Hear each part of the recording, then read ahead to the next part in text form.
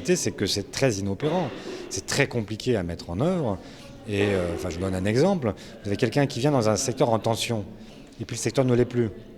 Qu'est-ce qu'on fait de lui?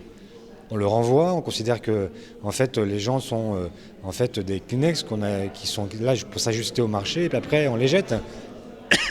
Bon, donc ça pose beaucoup de questions en réalité.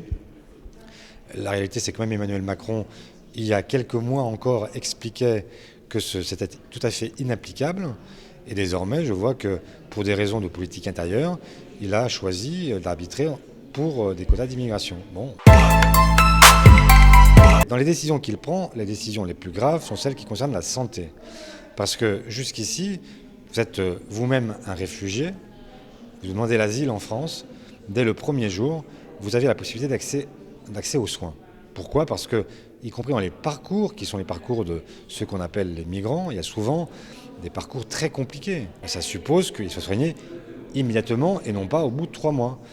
Et donc, là encore, cette concession faite à l'extrême droite est scandaleuse sur le plan humanitaire, inconséquente sur le plan sanitaire et totalement cynique sur le plan politique.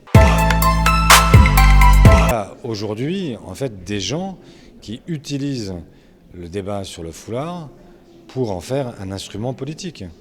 Et c'est la raison pour laquelle nous avons, il y a tous les ans, même pas, tous les 6 mois, ce débat qui reprend, toujours avec les mêmes, et pour aboutir finalement aux mêmes conclusions, parce que la réalité, c'est que la loi française est extrêmement claire. Et donc, on ne peut pas être agent public et porter le foulard, parce que l'État est neutre, il n'appartient à aucune religion, et aucune religion ne peut se concevoir comme prescriptrice dans la vie politique, mais tout le monde a le droit d'exercer son culte, et tout le monde a le droit, y compris, de critiquer la religion.